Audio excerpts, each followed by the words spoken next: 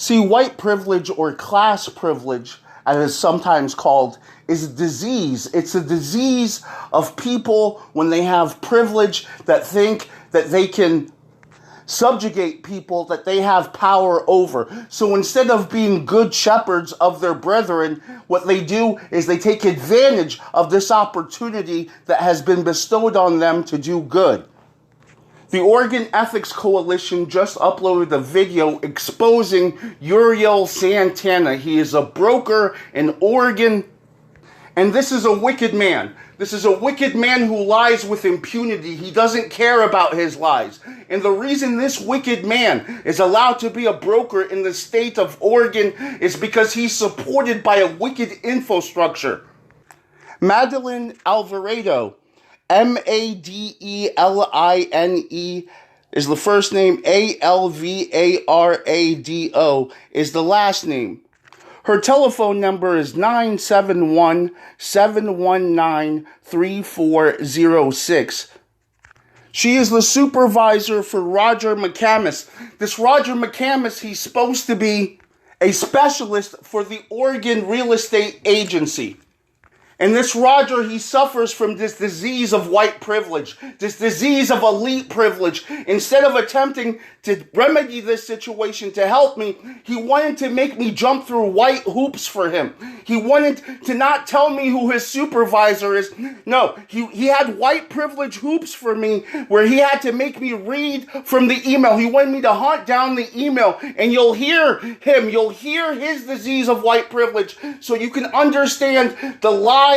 The reason people like Uriel Santana are allowed to flourish in this community is because of this wicked infrastructure. And this wicked infrastructure starts with the Oregon Housing Authority. So let's now play this dialogue between me and this sir. This is Roger McCamus. He doesn't want to confirm that this is his Twitter feed. He says he's a great guitarist and most things English. I wonder if that's another way of saying he only cares about white people. Because I want to see where he makes white people jump through the hoops that he had me jump through when I asked him to identify his supervisor. He would not confirm with the Oregon Ethics Coalition that this is his Twitter feed. No, we know what you're up to. We know how you act when you're given the responsibility to shepherd your brethren and look out for the elderly, for the disabled, for the veterans. We see how you thumb your nose at your responsibilities. I'm fine, thank you. The reason I'm calling is because you sent me a letter based upon a racial discrimination housing complaint I sent in. Are you familiar with what I'm talking about? I sent an email that contains the letter, yes.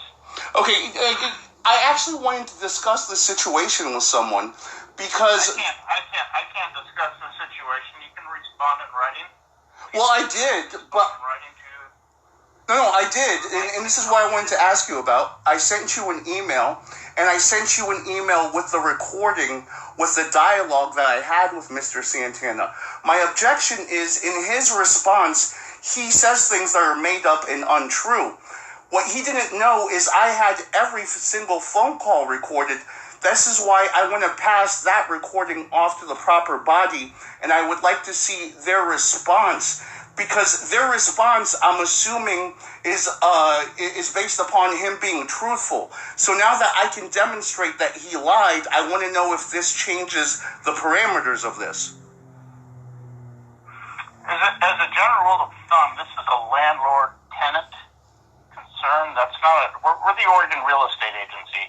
We regulate Oregon real estate licensees, brokers, principal brokers, and property managers. That's what we regulate, the licensees in those three capacities. So as a general rule of thumb, when it comes to landlord-tenant issues, that is beyond the jurisdiction of our agency. So what would be your jurisdiction? Like, what type of action could he have taken hypothetically that would put him within the realm of your... I can't speak in hypothetical terms. I can just speak on the facts that were provided to me. Okay, how about the fact that... If you would like to... That he refused to disclose his. Can I please finish? Yes. Can I please? So look, this is a common tactic when you're dealing with people like this. When you try to ask them a question, they act like they're offended and you're cutting them off. When you encounter this situation, don't cut them off. Just let them continue their rant, let them finish off, and then go ahead and introduce the rest of your point. Finish my sentence. If you would like to pursue this matter further with our agency, please respond to the email. There are 2 letters. So he's telling me to respond to the email. He knows I responded to the email. He concedes that I responded to the email, but he's telling me to respond to the email. See, this is what I mean. And this guy, he used to be a former police worker. He used to do this for the police. That was his prior job, according to our records. We looked into it. He's been doing this for 2 years. Letters, I believe, or 1 letter. I'm simply the one that sent you the email. If you want to respond to me, I'd be happy to pass that information along to the person that authored. So again, he knows I already responded to him, and now he wants to feign ignorance. Authored the letter that you received, the final letter. Well, I provided you with the response. I did so, and I would appreciate you doing that. But my curiosity is the fact that he refused to disclose his broker ID, his license number, and he hung up on me when requested to. So the first point I'm making to this guy is Uriel Santana refused to identify himself when I spoke to him. He refused to give me his broker license. He is supposed to do that upon request. To do so, and I can demonstrate that all my dialogue with him had been professional up until that point. Does that have any bearing on your authority? Doesn't he have an obligation to identify himself when doing business? That's what I'm trying to get to the heart of. I can't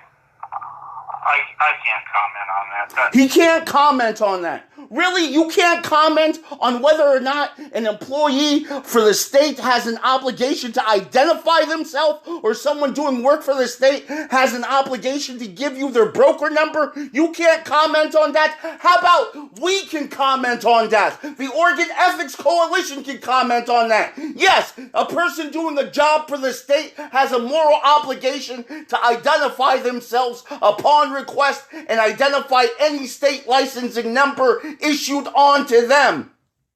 That's something if you'd like to pursue that, just simply respond to the email that I sent. I did. Can you verify that you received that response? Yep. You did. So he knows. He's just admitting, yup, then what's your point? Your point is to waste time. Your point is to be a useless person when it comes to serving Oregonians. That's your point. You did receive the response. I forwarded to my. Yeah, I forwarded what you sent me, including the recording, which I didn't listen to.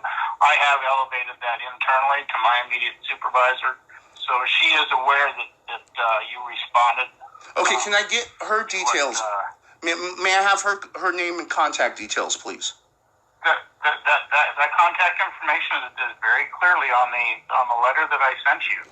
It's very. See, now you're going to see his white privilege. White elitist privilege, where he gets pleasure in making me jump through hoops for him. This is what he's doing with your tax money, taking pleasure in making minorities jump through his white privilege hoops.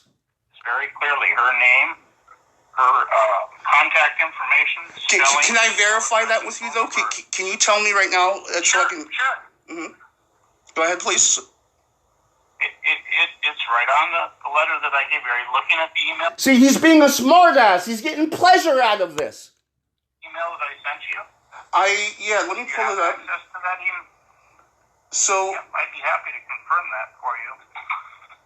Is it Anita?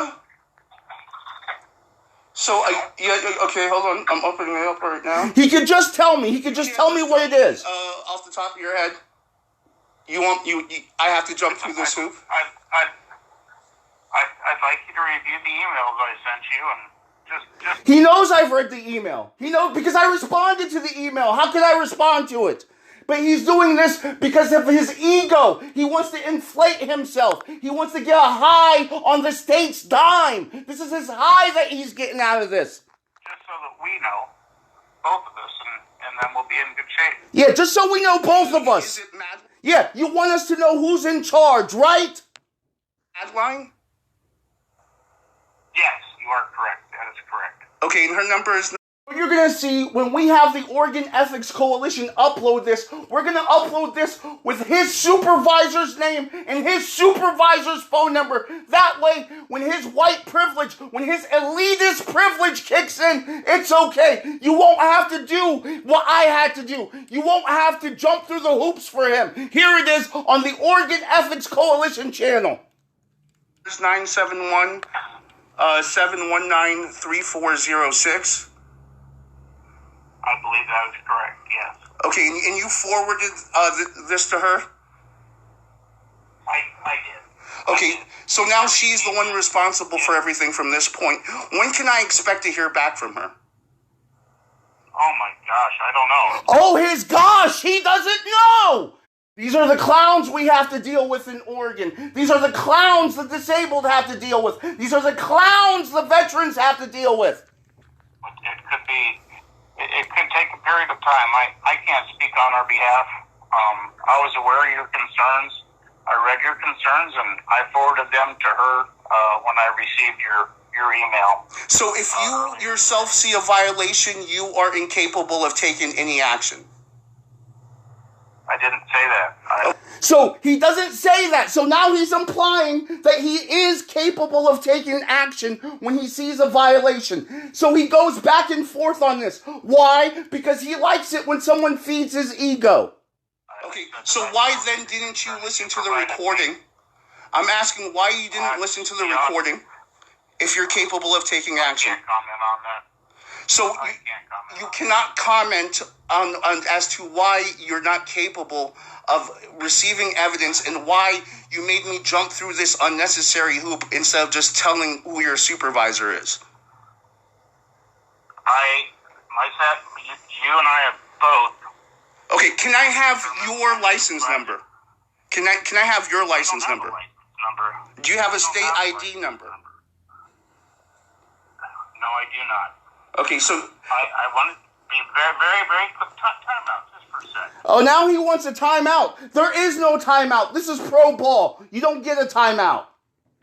This man, his name is Roger McCamus. He's listed as the compliance specialist for Oregon Real Estate Agency, address 530 Center Street, Northeast Suite 100, Salem, Oregon, 97301. His phone number, 503-378-4671.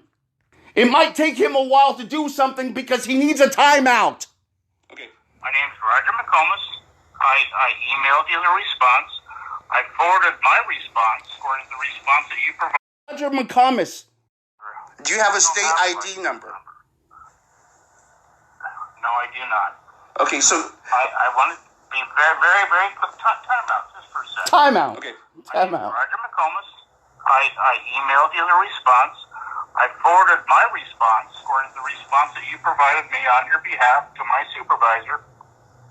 And she'll address it when the opportunity arises. Okay, but I asked you... I asked you if you had the authority... I asked you, hold on. I don't have any authority.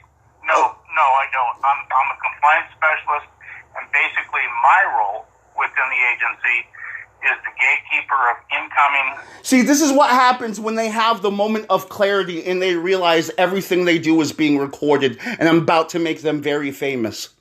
...and outgoing communication regarding complaints. Okay, here's what I want to make very clear to you. The Oregon Ethics Coalition is monitoring everything, and we are going to air everything, and everyone is going to be held accountable for all their actions. So we're going to hold Mr. Santana accountable for orchestrating this charade, then lying about me. Because this is the reason why I didn't give everything to you in the beginning. I gave you part 2. He didn't know that part 1 was recorded because I wanted to see his response. Now we have him officially lying on record. You understand? So now when we show part 1, now we show him lying to you about me and showing a pattern that he does this to the general populace. This is why I want to cover everything in very meticulous detail, because when I depose him, I don't want to give him any room to maneuver. So I want to please ask you to make sure you pass this on to your supervisor properly. Absolutely. Because I want you to know what you're in store for. Right, and I did, and I want to reassure you that I did. I appreciate that. I received your email, and I forwarded it. So, yeah, no, I've got it, and I forwarded it. And I want to reassure you that I did, and you know my name.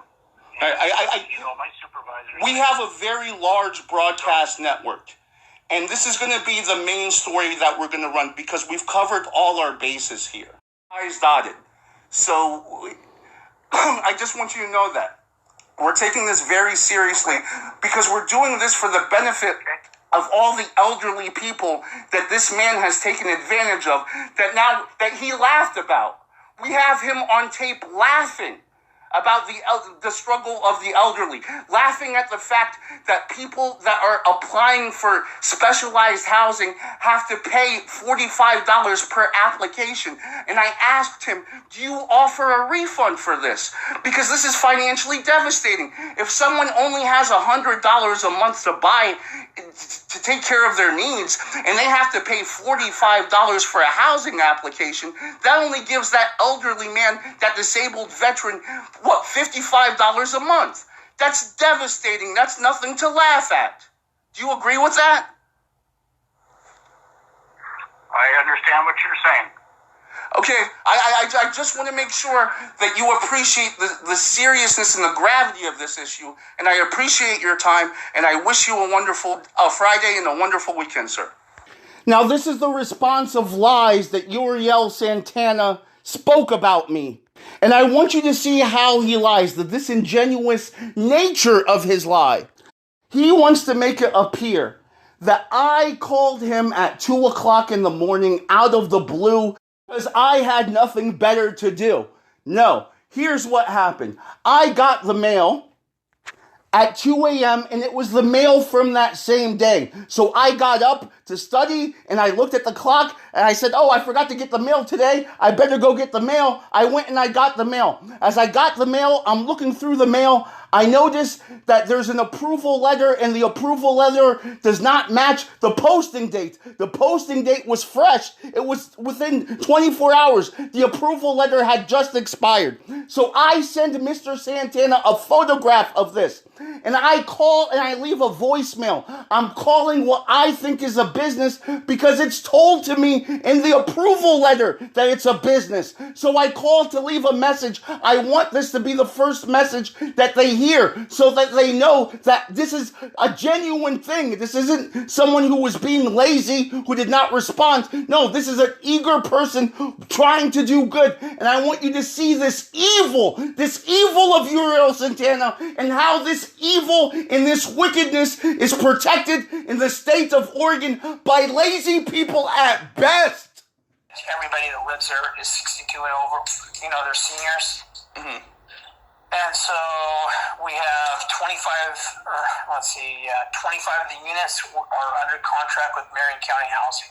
So you have to sign up with Marion County Housing. Once your name comes up, they send me a list of like 15 different applicants. And then I interview and, you know, they made our qualifications, and we have an empty unit, then I place them. We have 9 other units on the complex that those that aren't through Marion County Housing, I directly place those tenants and interview and fill out, do everything for them. Well, I want to do a good job for you. I want to make you happy. So give me any instructions you want me to fulfill for you, and I will do my level best to do it per your specifications. So, see how polite I was. He tells them he's afraid of me in his report. He was scared of me. That's why he wouldn't identify himself. See the white privilege. And he got mad at the very end after I called him out for saying that he's using his white privilege. White privilege has nothing to do with race. White privilege is a mindset. It's a lifestyle. It's a lifestyle of the wicked. Right. So generally, on everybody, just because we treat everybody the same, no matter what, their first process is to fill out the application. The next one would be I run a credit background check. The credit really doesn't mean a whole lot because half the people that sign up.